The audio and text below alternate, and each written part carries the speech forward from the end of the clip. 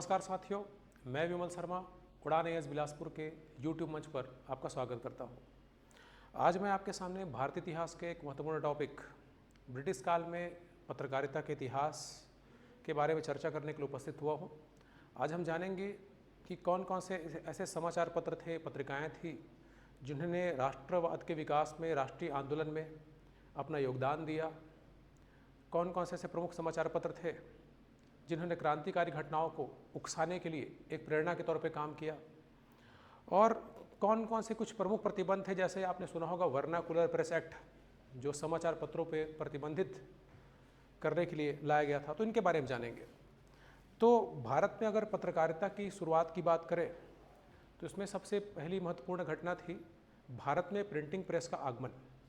एक अच्छा प्रश्न आपके लिए बनता है कि भारत में प्रिंटिंग प्रेस किन के द्वारा लाया गया था, तो वो थे पुर्तगाली सबसे भारत में आने वाले सबसे पहले यूरोपीय। तो पुर्तगालियों ने ही 1556 में सबसे पहले गोवा में प्रिंटिंग प्रेस की स्थापना की थी, और इस घटना का बड़ा प्रभाव पड़ेगा। आगे चल के देखते हैं कि पत्रकारिता की जो विकास होती है। भारत में जो सबसे पहला समाचार पत्र था जहाँ से भारत में पत्रकारिता की शुरुआत होती थी, वो है बंगाल गजट। बंगाल गजट जो प्रकाशित हुआ था 1780 में। द बंगाल गजट 1780 में प्रकाशित हुआ था पहली बार ये। इसके संपादक थे James Augustus Hickey. James Augustus Hickey ये एक आयरिश व्यक्ति थे, आयरलैंड के व्यक्ति थे। अंग्रेजी में इन्होंने भारत का प्रथम समाचार पत्र निकाला था जिसका नाम था द बंगाल गजट। इसे बंगाल गजट को कलकत्ता जनरल एडवर्टाइज़र भी कहते हैं। एक और नाम था इसका, कलकत्ता जनरल एडवर्टाइज़र, ये भी कहा जाता था इसे। तो याद रखिएगा, भारत का प्रथम समाचार पत्र था बंगाल गजट या कलकत्ता जनरल एडवर्टाइज़र, जिसके संपादक थे जेम्स ऑगस्टस हिक्की। तो यहाँ से शुरुआत होती है भारत में पत्रकारिता की, और आगे चल के ब्रिटिश सरकार की आलोचना करने के कारण 2 साल बाद इसे बोल सकते हैं इसे समाप्त कर दिया गया था, इसके प्रकाशन बंद हो गए थे। फिर एक अच्छा प्रश्न बनता है कि हिंदी भाषा का प्रथम समाचार पत्र कौन सा था। तो हिंदी भाषा में प्रकाशित प्रथम समाचार पत्र था उदंत मार्तंड। ये 1826 में पहली बार प्रकाशित हुआ था, और इसमें संपादक थे जुगल किशोर शुक्ल। जुगल किशोर शुक्ल, याद रखिएगा कि उदंत मार्तंड जो था ये हिंदी में प्रकाशित या हिंदी का प्रथम समाचार पत्र।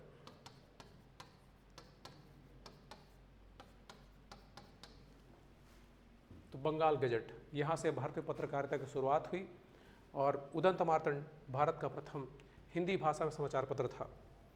तो समाचार पत्रों पर अनेक समय में अंग्रेजी सरकार द्वारा, गवर्नर द्वारा, वायसराय द्वारा कई प्रतिबंध भी लगाए गए, क्योंकि ज़्यादातर अखबारों का समाचार पत्रों का प्रयोग सरकार की आलोचना में, उनकी नीतियों की आलोचना करने के लिए किया जाता था।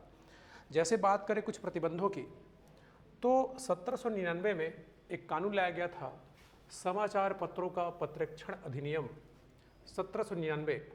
इस समय गवर्नर हुआ करता था वेलेजली। तो सबसे पहले जो समाचार पत्रों पे प्रतिबंध लगाने के लिए जो कानून लाया गया था वो वेलेजली के द्वारा लाया गया था 1799 में, जिसका अधिनियम का नाम है समाचार पत्रों का पत्रक्षण अधिनियम। पत्रक्षण मतलब इंग्लिश में इसको बोलते हैं सेंसरशिप।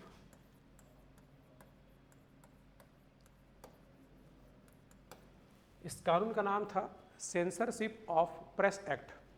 नाम से स्पष्ट है, ये सेंसर करता था। मतलब अगर आपको समाचार पत्र प्रकाशित करना है तो पहले आपको उसको सेंसर कराना पड़ेगा, पहले आपको सरकारों के समक्ष प्रस्तुत करना पड़ेगा कि कहीं आप कुछ विवादित चीज़ें, विवादित लेख तो नहीं लिख रहे। तो ये था इसका मतलब। तो सबसे पहला प्रतिबंध लगाया गया था वेलेजली के समय में 1799 में, जिस कानून को कहा गया सेंसरशिप ऑफ प्रेस एक्ट या समाचार पत्रों का प्रत्यक्षण अधिनियम। फिर एक नियम लाया गया था अनुज्ञप्ति नियम 1823। इसको लाने वाले थे, एक कार्यवाहक गवर्नर के रूप में काम कर रहे थे जॉन एडम्स। अनुज्ञप्ति, अनुज्ञप्ति मतलब होता है ये लाइसेंसिंग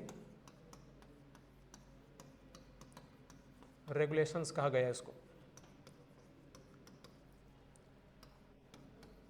तो 1823 में अनुज्ञप्ति नियम या लाइसेंसिंग रेगुलेशंस लाया गया जॉन एडम्स, एक कार्यवाहक गवर्नर के द्वारा। नाम से स्पष्ट है कि लाइसेंस वगैरह की अनिवार्यता की गई। आपको संपादक के नाम, संपादक की जगह, ये सब कुछ आपको प्रस्तुत करना होता था। तो ये भी समाचार पत्रों पे प्रतिबंध लगाने के लिए कानून लाया गया था जॉन एडम्स के द्वारा। फिर एक बहुत अच्छा प्रश्न बनता है मेटकॉफ से। 1835 में भारत में गवर्नर बनकर आता है मेटकॉफ।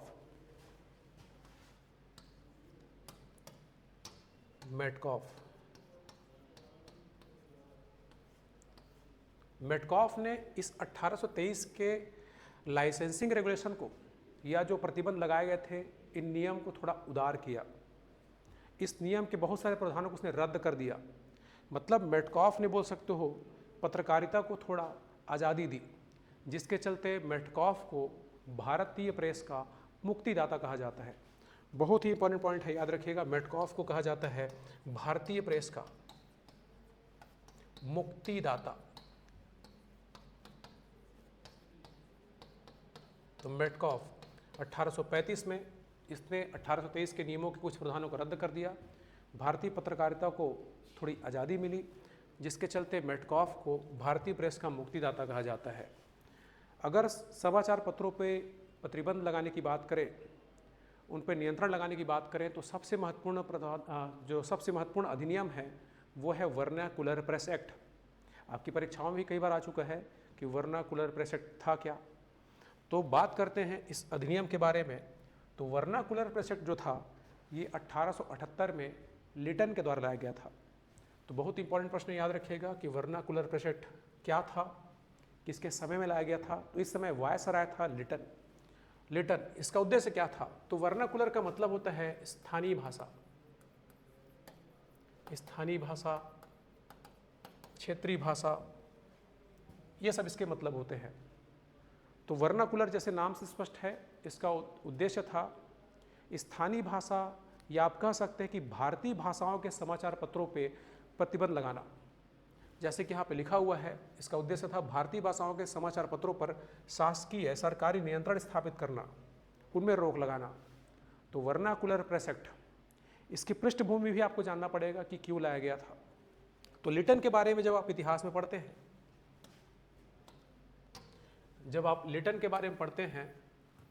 तो इसके बारे में जानते हैं कि सबसे खराब वायसराय में से एक है भारत के। लिटन के समय में 1874, 75, 76, 77 ऐसे कई अकाल पड़े थे। सूखा अकाल पड़ा था, लाखों लोगों की मृत्यु हुई थी भूखमरी से। और ऐसे समय में समाचार पत्र ही एकमात्र माध्यम थे कि आप लिटन का आलोचना कर सकते थे, अपने गुस्सा को आप समाचार पत्रों के माध्यम से निकाल सकते थे। तो ऐसे एक तो अकाल पड़ा, भारत में लिटन के कार्यकाल में बहुत भयंकर अकाल पड़ा था। अकाल के बावजूद, इसके समय में अकाल पड़ा, और अकाल के बावजूद इसने 1877 में दिल्ली दरबार का आयोजन किया। रानी विक्टोरिया के सम्मान में इसने दिल्ली दरबार का आयोजन किया 1877 में।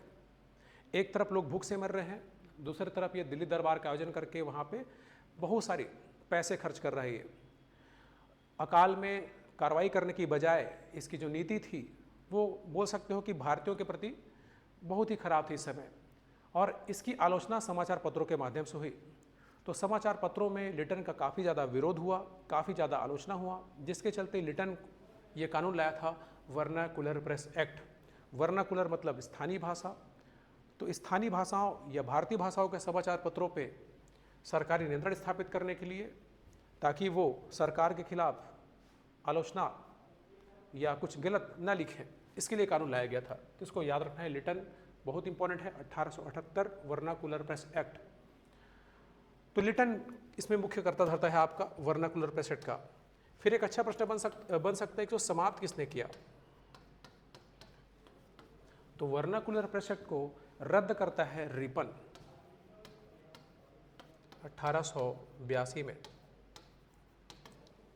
1882 में लिटन के बाद वायसराय बनकर भारत आता है रिपन, और रिपर ने इस वर्नाकुलर प्रेस एक्ट को रद्द कर दिया। तो ये घटना आपको याद रखना है कि वर्नाकुलर प्रेस एक्ट था क्या, किसके शासनकाल में लाया गया, किस वायसराय द्वारा लाया गया, कब लाया गया और इसको समाप्त कब और किसने किया। तो ये महत्वपूर्ण पॉइंट है। अब कुछ ऐसे समाचार पत्र पत्रिकाओं के बारे में हम देखते हैं जिनका भारत की आज़ादी की लड़ाई में, स्वाधीनता संग्राम में, क्रांतिकारी आंदोलन को बढ़ावा देने में, राष्ट्रीयता की भावना का विकास करने में महत्वपूर्ण योगदान था। इसमें सबसे पहले नाम आता है राजा राम मोहन रॉय का।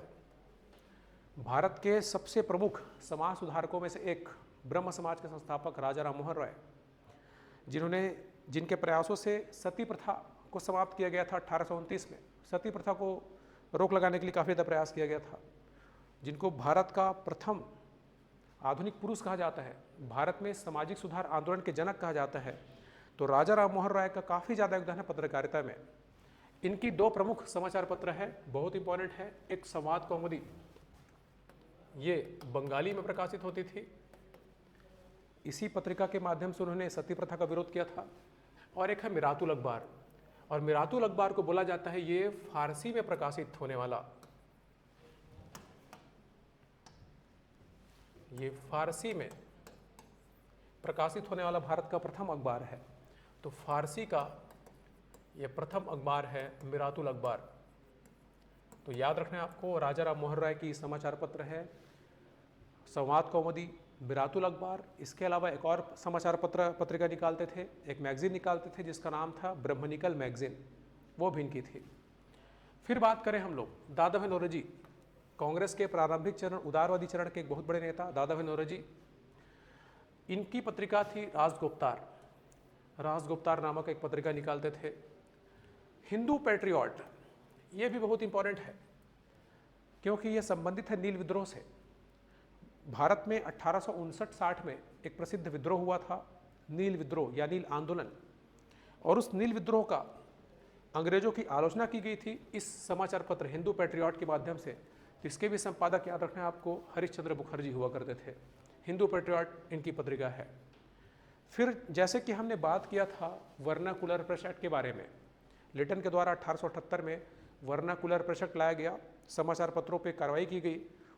उससे संबंधित दो महत्वपूर्ण पत्रिका हैं जो कई बार आपके एग्जाम में आ चुके हैं, जिसमें से एक है सोम प्रकाश। सोम प्रकाश एक समाचार पत्र था जिसका संपादन करते थे ईश्वर चंद्र विद्यासागर और द्वारिकानाथ विद्याभूषण। तो बहुत इंपॉर्टेंट, याद रखिएगा कि ये वर्नाकुलर प्रेस एक्ट से प्रभावित हुई। वर्नाकुलर प्रेस एक्ट 1878 जो अभी पिछले हम देखा था, लिटन के द्वारा लाया गया था, इस अधिनियम के तहत इस पर कार्रवाई हुई थी क्योंकि ये बंगाली में छपती थी, भारतीय भाषा थी।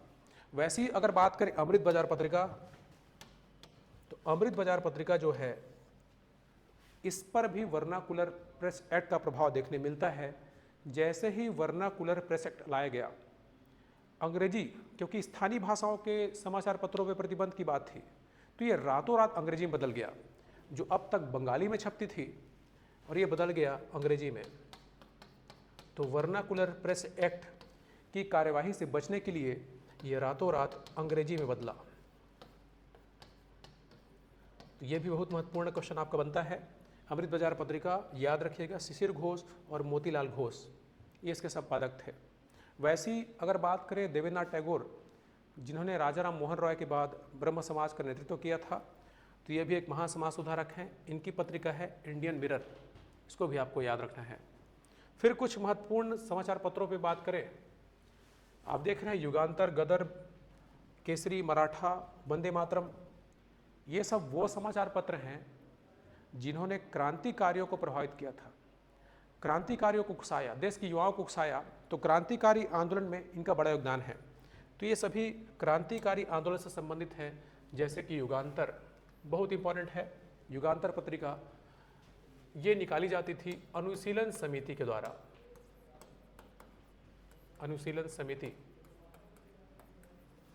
जब आप भारत में क्रांतिकारी आंदोलन पढ़ते हैं तो बंगाल की एक प्रसिद्ध क्रांतिकारी संगठन थी अनुशीलन समिति, जिसके संस्थापक थे बारिंद्र घोष और भूपेंद्र नाथ दत्त।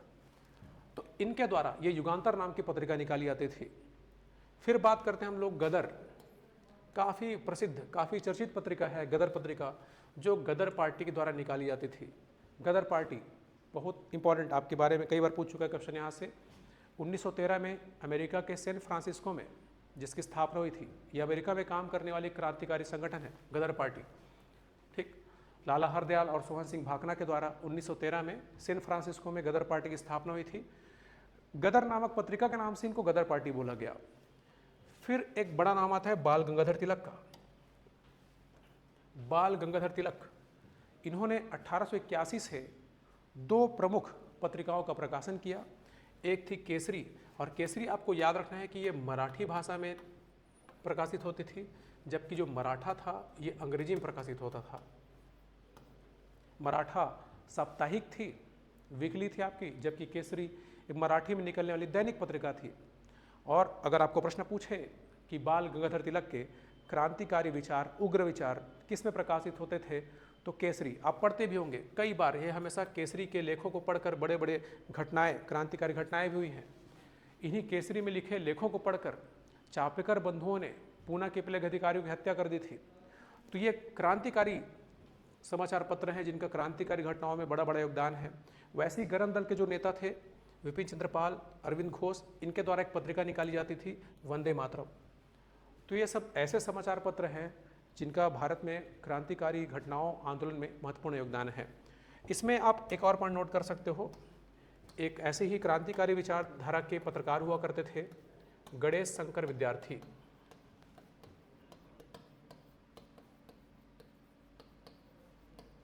ये निकालते थे प्रताप नाम की पत्रिका, तो ये भी आप इसमें ऐड कर सकते हैं। फिर बात करें भारत की आज़ादी की लड़ाई में, राष्ट्रवाद के उत्थान में बहुत सारे ऐसे महापुरुष हुए जो प्रमुख समाचार पत्र है उनको जान लेते हैं। जैसे महात्मा गांधी, इन्होंने अफ्रीका में, दक्षिण अफ्रीका में निकाला था इंडियन ओपिनियन। आपको पूछ भी सकता है कि इंडियन ओपिनियन गांधी जी ने कहाँ से प्रकाशित किया था, तो ये दक्षिण अफ्रीका से निकलती थी। इसके अलावा यंग इंडिया, नवजीवन, हरिजन, ये सभी गांधी जी के द्वारा निकाले जाने वाले समाचार पत्र, पत्रिकाएं हैं। डॉक्टर अंबेडकर की बात करें, इनकी दो प्रसिद्ध समाचार है, एक है मूक नायक जो 1920 में प्रकाशित हुई थी पहली बार, और एक है बहिष्कृत भारत, 1927 से इसका प्रकाशन प्रारंभ किया गया था। अबुल कलाम आज़ाद, अबुल कलाम आज़ाद की जो भारत के प्रथम शिक्षा मंत्री हैं, इनकी दो प्रसिद्ध समाचार पत्र हैं, एक है अल हिलाल और एक है अल बलाग, या कहीं कहीं आपको बिलाल भी मिलता है। ये दोनों आपकी उर्दू भाषा में प्रकाशित होते थे। एनी बेसेंट, एनी बेसेंट आपने पढ़ा होगा 1916 में होम रूल लीग आंदोलन इनकी प्रेरणा से ही चालू किया गया था, एनी बेसेंट और बाल गंगाधर तिलक के द्वारा। एनी बेसेंट ही भारत में होम रूल लीग आंदोलन की जनक है। एनी बेसेंट इस समय दो महत्वपूर्ण पत्रिकाएं निकालती थी, एक तो है आपका न्यू इंडिया, बहुत इंपॉर्टेंट है न्यू इंडिया, और एक है कॉमनवेल्थ। तो एनी बेसेंट की पत्रिका न्यू इंडिया और कॉमनवेल्थ, ये दो समाचार पत्र पत्रिका निकालती थी। मोहम्मद अली जिन्ना की बात करें, जो हमेशा कांग्रेस का विरोध करते थे, मुस्लिम लीग के पक्ष को रखते थे, इनका एक प्रमुख समाचार पत्र था डॉन, और ये आज भी पाकिस्तान का एक प्रसिद्ध अखबार है।